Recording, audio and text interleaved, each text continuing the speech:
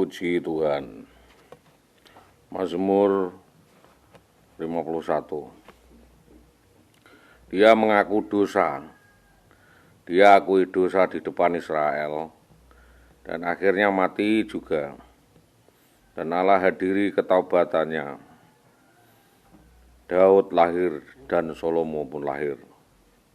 Saya mau akhiri favorit itu. Kejadian tahun 50-an, pantai utara sedang paceklik, petani pemilik sawah. Semua petani penggarap ketika masa berat, banyak penggarap yang tak bisa kerja. Keadaan semakin berat, petani penggarap tidak bisa bertemu dengan beberapa teman. Aku akan ke kota, katanya. Akan jadi tukang becak, akan belajar mengayuh becak. Lalu dia sewa becak. Ibu kira-kira sendiri tapi tunjukkan jalannya. Dia menabung. Dia berhemat luar biasa. Aku mau tabung, bawa uang. Tak tahu rambu-rambu lalu lintas. Tanpa ia tahu, ia nabrak mobil pejabat. Dipukul bapak itu kalau dia tidak bisa ganti kerugian.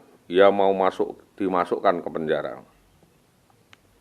Beberapa orang berjuang untuk keluarganya tetapi tidak tahu jalannya. Lalu masuk penjara yang dia tidak sadari dan tidak tahu ilmunya. Apakah dia tahu apa yang dia maksud hidup di kota itu juga berat.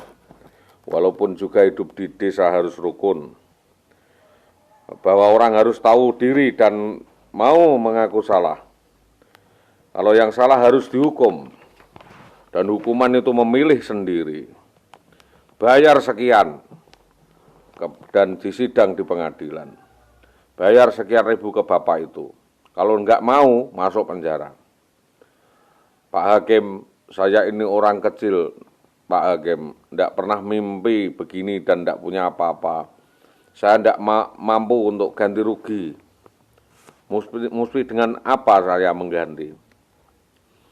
Saya baru saja menjadi tukang becak untuk makan anak dan istri saya. Makan saja susah, tetapi kalau mesti masuk penjara, anak dan istri saya kelaparan. Lalu oleh hakim itu sidang ditunda. Dia berkata, kamu sungguh-sungguh janji. Apa artinya janji? Kita tahu apa artinya janji. Dia ambil dompet. Ini uang kamu terima. Ngomong bayar denda. Uang ini kasihkan kepada pejabat, masukkan di saku. Tunggu saya, tunggu dosa dimulai, duduk di kursi dengan rileks. Enggak dimulai sekarang, aku tanya. Siap, Pak, bayar denda. Bayar dendanya sekarang, Pak. Ini ganti ruginya. Baik, bebas dan keluar. Itu hakim yang adil. Siapa yang seharusnya dihukum? Tukang becak itukah? Tapi kenyataannya yang bayar adalah hukumnya. Hukumnya adalah Tuhan. Tuhan adalah hakim. Seharusnya dia yang menanggung sendiri, tetapi sudah ditanggung orang. Apa yang terjadi? Yang terjadi adalah membantu orang lain. Setiap orang membantu dengan kejadian seperti itu. Seperti pada kata I love you, I love me. Ibrani 11. Imam Yakub memberkati anak Yusuf.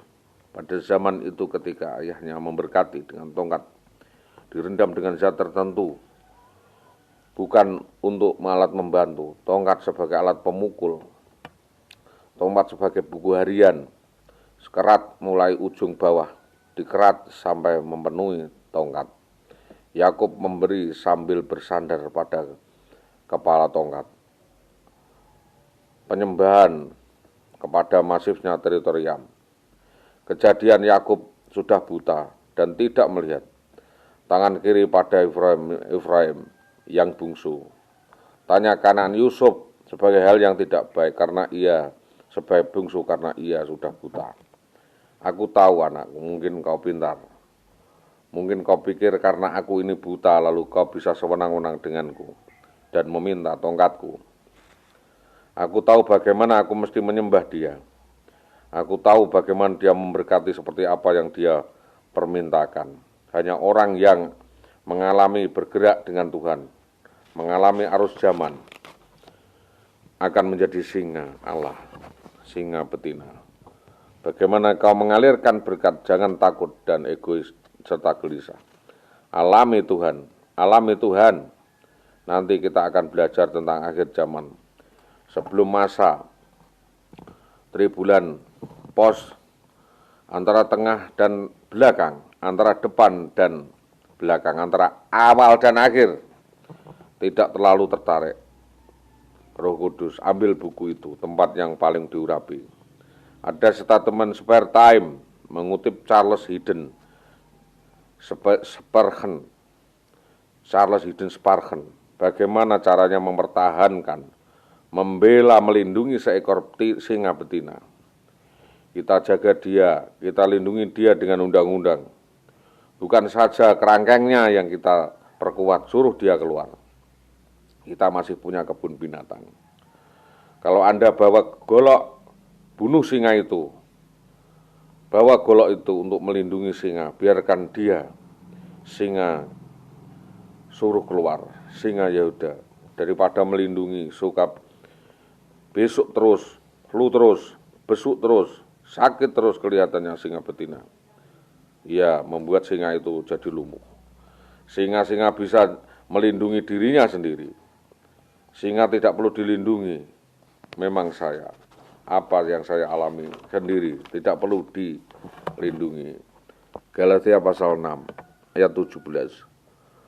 Mereka diberi tanda kepada tentara yang terbukti kesetiaannya, sehingga mata tanda pada seekor sapi. Ada besi tertentu dengan huruf A. Tentara Alexander Agung yang berat dan mengerikan, menunjukkan kesetiaannya diambil dari besi panas itu sampai mati. Ditatokan dan bara itu dalam bentuk tato adalah kebanggaan. Dia berkata, dalam tubuhku ada stigmata Yesus Kristus. Dan membuktikan kesetiaan, tanda alami dengan Tuhan, mengalami kebenaran. Kemanapun pergi, kau akan penuh dengan ukiran berjalan. Dan alami hidup. Alami secara pribadi, minta kepada Tuhan, aku mau alami. Biarkan Tuhan, biarkan semua kami alami Tuhan dalam hidup kami. Terima kasih, turunkan anugerah-Mu dalam roh, tubuh dan roh dalam Yesus. Nikmati semuanya, kemerdekaan. Kemerdekaan didambakan dari jutaan-jutaan manusia, jutaan dolar, jutaan rupiah ketika jadi rongsokan cuma jadi kiloan. Jadi rongsokan, aku mau tebang dia, tebang sungguh-sungguh sebab bahaya besar. Hosea pasal 2, 13, 14, pasal 1.